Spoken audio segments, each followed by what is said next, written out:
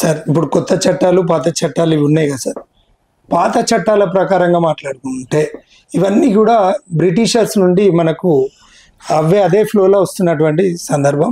కాకపోతే judgement based కొన్ని depending upon the prosecution నుండి కూడా వచ్చినటువంటి అమెండ్మెంట్స్ ఏవైతున్నాయో ఫాలో అవుతున్నారు. కానీ ఇప్పుడు ఐపీసీ 1860, సిఆర్పిసి కొత్త అమెండ్మెంట్ అయిన 1973, ఇండియన్ ఎవిడెన్స్ యాక్ట్ 1872, ఇవన్నీ పురాతన చట్టాలు కదా సార్. అప్పుడు అసలు ఈ క్రైమ్స్ అనేటివి ఉండొచ్చు సార్. ఎందుకంటే అప్పుడున్న కాలంలో ఆధారం బట్టి అప్పుడు చేసే మానవ విలువలు, సామాజిక విలువలు ఉన్నటువంటి ఆ క్రమంలో ఇప్పుడున్నటువంటి ఆధునిక చట్టాలు ఆధునిక క్రైమ్స్ కి సరిపోనటువంటి సందర్భంలో ఇక్కడ నేను మిమ్మల్ని పెద్దలు, గౌరవనీయులు, మీరు ఎందుకంటే ప్రాసిక్యూషన్ నుండి పూర్తి పట్టు ఉన్నటువంటి వ్యక్తిగా, నేను సమాజం పట్ల, నేను అడ్వకేట్గా కాదు సార్, సమాజం పట్ల ఉన్నటువంటి క్రైమ్ రిజిస్టర్ అయింది, ఒక మర్డర్ జరిగింది. మర్డర్ జరిగితే ఆ మర్డరు అన్నీ కూడా ప్రాపర్గా police scene of offence evidences, మన collaborative evidence, circumstantial evidence, seizure property seize చేయడము, అన్నీ కూడా బ్లడ్ శాంపిల్స్ అన్నీ కూడా సబ్మిట్ చేస్తారు with the help of the prosecution. Not only you sir, you are the authority, but any person.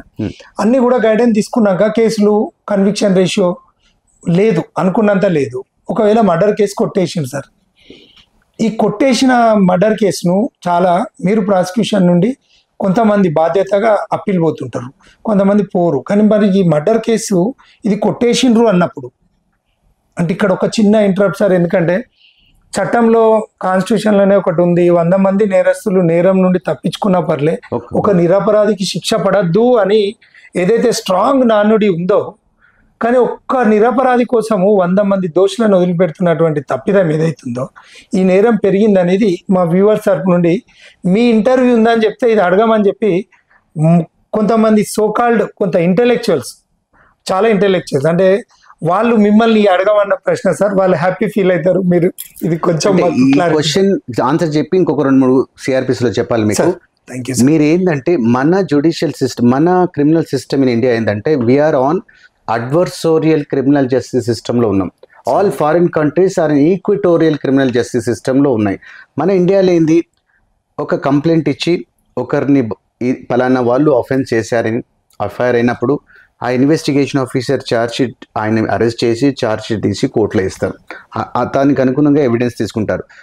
ఆయన కోర్టుకు వచ్చి is only the silent accused అనేట మన ఇండియన్ సిస్టంలో is only a silent spectator. మనమే ఆయన కేసు చేశాడని, అఫెన్స్ చేశాడని ప్రూవ్ చేయాలి. ఆ డాక్యుమెంట్ కలెక్ట్ చేసినని, ఇతనే నేరం చేసినని మనమే నిరూపించాలి. Is only the silent spectator. Offence చేసిండని మనమే ప్రతి డాక్యుమెంట్ ద్వారా ప్రాసిక్యూషనే ప్రూవ్ చేయాలి. ఆయన కాలేజీకి వచ్చినట్టు వచ్చి అటెండెన్స్ ఇచ్చి silent spectator. Everything that is called adversarial. నువ్వు అతను తప్పు చేశాడు అంటున్నావు కాబట్టి మీరే ప్రూవ్ చేయండి.